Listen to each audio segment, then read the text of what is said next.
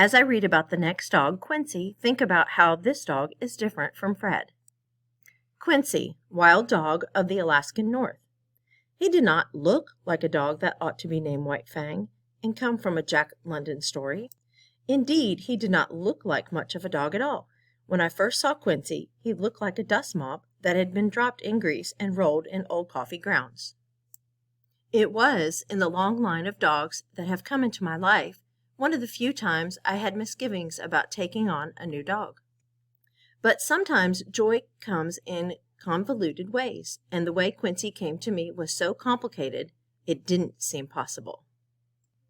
Briefly, as I pieced it together later, I had decided I could not live unless I ran the Iditarod.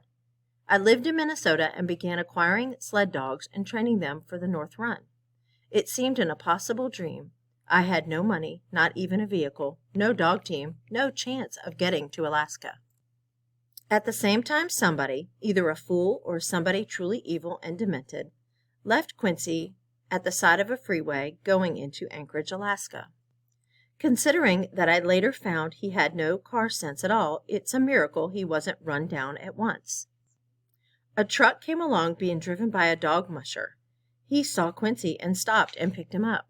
Meanwhile, the town of Benjamie, Minnesota, or a large portion of it, decided to help me run the Iditarod.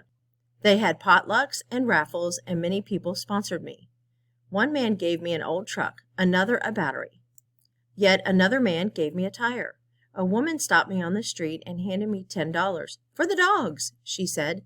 "Spend it on the dogs." In Alaska, Quincy was taken to the home of the dog musher. The musher lived well back in the bush, 30 miles from the nearest neighbor. 30 miles of rivers, swamps, wolverines, wolves, and black and brown bears. Quincy promptly ran off. He was approximately 9 inches high at the shoulder, had 4-inch legs and a long tail, and his whole body, including the tail, was covered with ratty, curly hair. In Benjamie, I was loaned and given dogs. One of them came to me by devious means. A family had a Siberian husky that their child loved, but the dog had killed just about every pet and squirrel, chipmunk, and rabbit in the vicinity. The neighbors wanted the dog shot. Several had threatened to shoot it themselves. The owner smuggled the dog to me on the team and told his child the dog had run off. The dog was a love, and she could pull, or so I thought at the time, like a truck. I was glad to have her. She was, incidentally, the only purebred dog, a registered Siberian husky, I had on the team. The man who came in dead last in the race had a team of purebred Siberian huskies. I plugged her into the team and began training in earnest. At the same time, Quincy journeyed through 30 miles of wolf, wolverine, and bear-infested wilderness on 4-inch legs. It's hard to believe he could even get through the swamp grass, let alone the forest and predators, and showed up on the doorstep of a single woman in the process of building a log cabin and living in the woods with her 2 children. The woman had no idea where Quincy had come from, but she took him in and loved him after a fashion. She'd wanted a dog for a long time, for the kids, not a small dog, but something large and friendly they could roughhouse with. She told a friend she really wanted a Siberian husky, but Quincy had come to her door and she took him in and was happy with him, until she found he had an obsession with getting into trash. At the same time, she built a loft in her cabin and found that she didn't quite have the expertise to lay up a set of steps and instead used a ladder to go to bed at night. The Bemidji man who gave me an old truck decided to take time off and go with me to Alaska to help me keep the truck running and handle the dogs for me while I trained in the mountains there. This man is also an expert carpenter and believes always in helping people. We drove to Alaska from Minnesota. It was a major undertaking to drag a trailer holding 20 dogs in back of a 1960 half-ton Chevy pickup in December through country so daunting that many people hesitate to even drive in it in the summer.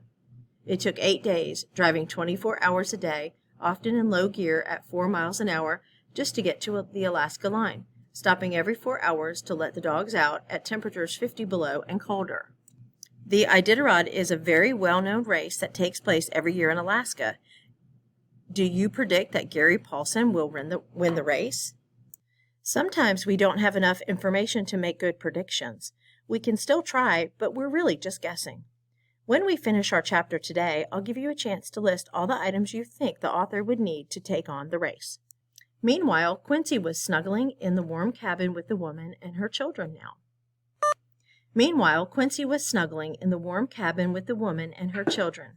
Now and then getting it into the trash and scattering it about the house. We arrived in Alaska and set up camp in the bush. Everybody within half a state came to call, mostly to check out our dogs, and often they would stay a day or two to wait out a blizzard. I soon found the Siberian Husky had a serious flaw. She pulled wonderfully well for 30 miles. Not 31, not 29, exactly 30. At that point, each day, she would stop pulling and simply trot along. Since the race is over 1,000 miles and it is necessary to run 70 or 80 miles a day, a 30-mile-a-day dog wouldn't make it. One day, a man I consider the most repellent man I have ever met came to call. Green snot had frozen in his mustache, and he kept licking it while he talked. And he mentioned that he knew a woman who was living alone with her children in the woods and was so sick of climbing a ladder to her loft that she promised an Alaskan salmon dinner to anybody who could make a set of stairs. We had been eating nothing but camp food for weeks: boiled potatoes, fried potatoes, stewed potatoes with hamburger, and hamburger in that order. It sounded like a good offer, so I hooked up a sled. My carpenter friend jumped in, and off we went. Because it was only 30 miles, I thought it was a good chance to let the better dogs rest and run the Siberian Husky. I had stopped running her altogether because she couldn't keep up with the rest. We came on the cabin in the bush in the dark. It was light only an hour and a half each day at that time of year, and I picketed the dogs to a chain I brought for that purpose. By the time I went in, my friend had met everybody and was busy laying out the stairway. Our hostess was as good as her word, and we had a wonderful salmon dinner. Quincy greeted everybody with wiggles.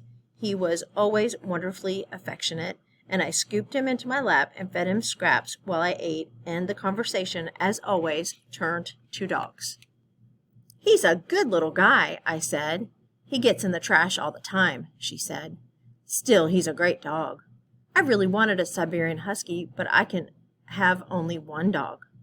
"Have I," said, holding Quincy closer, "got a deal for you." So we left with one less dog in the team, and Quincy bundled in a sleeping bag. He had no guard hair and couldn't take the cold well. Riding in the sled, eyes peering out at the dogs pulling, and barking and whining encouragement now and then in the dark. And I had a new dog in my life. What a dog he was! What an incredible dog! Many animals, even dogs, are predictable. Say a certain thing, do a certain thing, and they will respond a certain way. Quincy always kept us hopping, just trying to keep up. During the race, he stayed in camp, and when my wife came for the race, he immediately became her dog.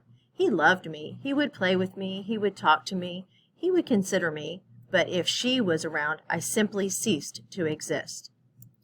We took him home. I warned my wife, he'll get into the trash. But he never, not once in 9 years that he lived with us, not a single time did he get into the trash. I told her, he may run off. He never left her side, I told her. He seemed to be timid around other dogs. He trotted into the sled dog kennel as if he owned the place, walked right into the circle belonging to Big Mac, an enormous dog from the Yukon that loved to fight and had nearly eaten a sled dog once. And Big Mac wagged his tail and started playing like a puppy with Quincy. I told her he might not be the smartest dog we ever got, but with the possible exception of Josh, a border collie that is now in my life, Quincy proved to be easily the smartest dog I had ever seen. An example, he loved to ride in cars with the window open and catch the air by leaning out. When we got up to 70, it was too much and blew him half into the back seat.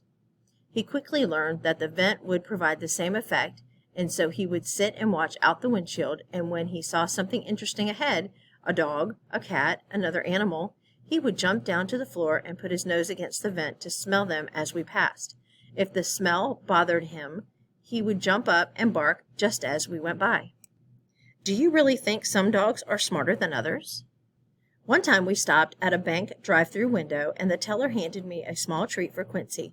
Quincy's quick eye seemed to light up when I gave him the treat. A week went by before I went to town again. We often didn't get there for weeks, and then a week later I had to run in for something around lunchtime. Quincy jumped in the car, and as we approached the bank, he saw it coming, jumped down and smelled the vent, then jumped back up and barked softly just once as we drove past. A block later there was a Dairy Queen, and I thought, what the heck? I'll get us a treat. Big mistake. When I stopped at the speaker to order, Quincy looked out at the service window, then jumped down and took a whiff at the vent. I'm not sure what he smelled, but it apparently agreed with him, and as I drove forward to pick up my order, Quincy left me. He leaped from the vent in one motion, over my lap, through the car window, and into the service window. With a small scabble of his short back legs, he hung for a moment on the edge, and then he was inside. I heard some yelling, saw people running, and jumped from the car and ran inside, afraid of what I'd find. People were standing as if in a tabula, the boy in his Dairy Queen hat, and customers staring at Quincy. He had jumped from the window to the counter and was happily licking a sundae sitting next to the cash register. The motherlode, I thought. From the Alaskan bush to a Dairy Queen in Minnesota, what a great span of time and luck he had. His greatest moment was yet to come, and it was one which would ensure a life of joy and leisure as long as he walked the earth.